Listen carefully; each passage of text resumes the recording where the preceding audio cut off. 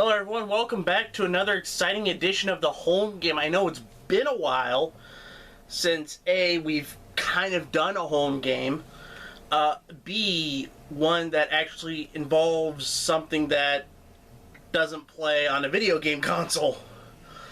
But here we are.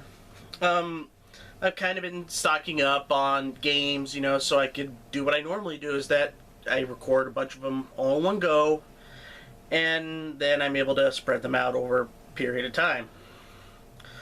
So don't worry, we plan on doing more recordings of actual board games and video games over the coming weeks and months because, well,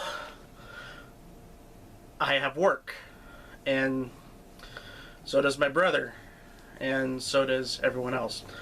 Anyway, what I do want to talk about is converting a game show into a home game with a mechanic that is almost impossible to pull off on a home game.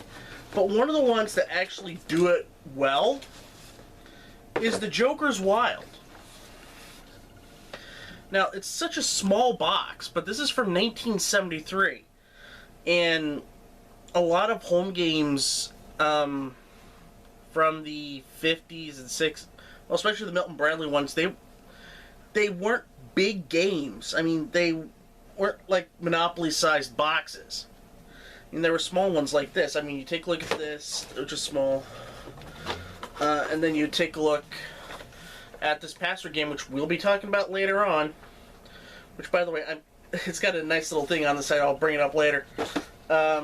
Some of the bigger ones is like the Wheel of Fortune one, which we will definitely talk about. This one's from 75. But some of them do require bigger boxes. But sometimes they don't. And Joker's Wild is one that doesn't. And we'll be talking about this game and how they managed to take a slot machine into something this small and seeing how well they pull it off. Well, here it is. Here's the Joker's Wild. This is released in 1973. There is a second edition of this, also released in 73, maybe 74. But this one was released in 73, and we'll just open it up and see what we got here. And this is what the design of the slot machine is. It's essentially a plastic, not plastic, but cardboard, with that being the outlook, and it comes with a category book, so you could have, it says here it has about 72 games, and all of the questions come from this book. And I'll tell you right now that there are 3 questions per category for this, so there are 15 questions for each game, and there's 72 games. So that roughly translates to about 1,100 questions written for this, and I like to assume that a lot of them are taken off the show. Now, this one is just for backing. Here we have the omnipresent Milton Bradley money. You'll see this in every single Milton Bradley game show based home game. $50 bills, $100 bills, even $500 bills. And there's an explanation for this, for the money, because it revolves around how the game is played. And if you played Joker's Wild, you essentially know how it's played. Instead of a slot machine, all of the categories that you'll see are on cards. So for category 1, as you'll see in the book, we'll zoom that in for you. Like, number 1 is religions, 2 about children, 3 the old west, so on and so forth. You'll find out what that is with these cards. So like you'll have a 1, 3, And there's the jokers. They're wild. There's fives. So what you do essentially is you shuffle them. I'm not sure if you're supposed to shuffle them through each turn, but I kind of do, like, give them a couple of shuffles like that. You know, it's the same things they have playing cards. You're supposed to do it like that. And then your friend takes a turn, and then you have, well, Joker, Joker. If I could get this off.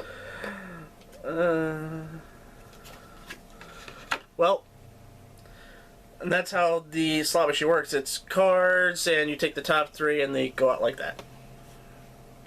At least for the front game, that's how it works.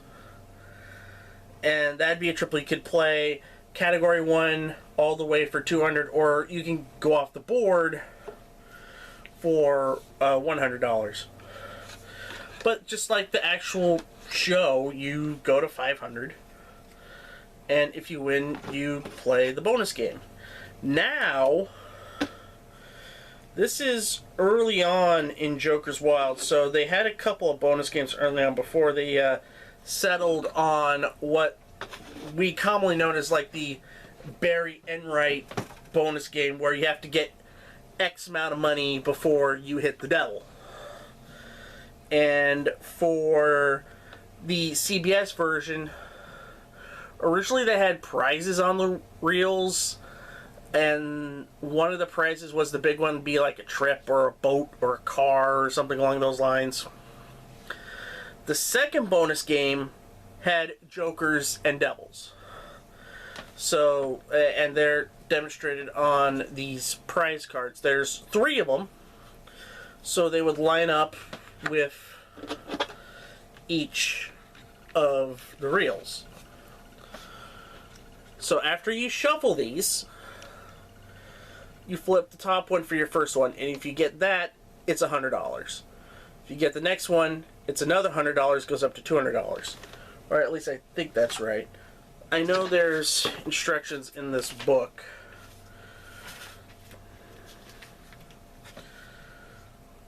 No, it's $300.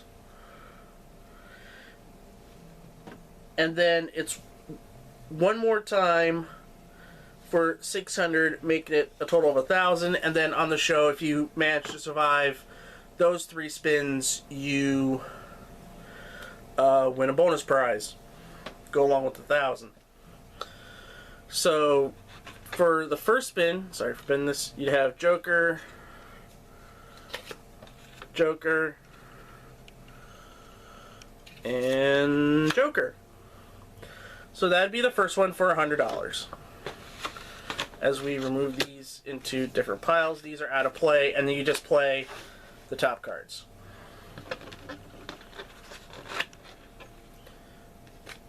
And then you, for the second one, be Joker. Well, never mind. Now, I always heard a rumor, like, I never seen the devil up close, but based off this card, which is kind of the same artwork you would see on the old CBS version, and just without the pitchfork when they went to the Money and Devils format, they said it kind of looks like Jack Barry, but I don't know. I just can't tell. Don't really have any inclination on that, but... And that's the Joker's Wild home game. That's the first one. Now, they released a second one later on in the year, but that's when they still had this format. There is a third one under Joker, Joker, Joker, which was the kids' version in the late 70s, which I'm trying to procure. And that one had get to 1,000 before hitting the double. And when I do get that one, I will show it off for the home game. But that's how the Joker's Wild home game works. You play like you did on the show, and that's all you could ask for. And it's not cumbersome. It's quite simple, and it gets the job done well. I mean, if you can't have a slot machine, cards is the next way to go. Well, Although maybe dice would work.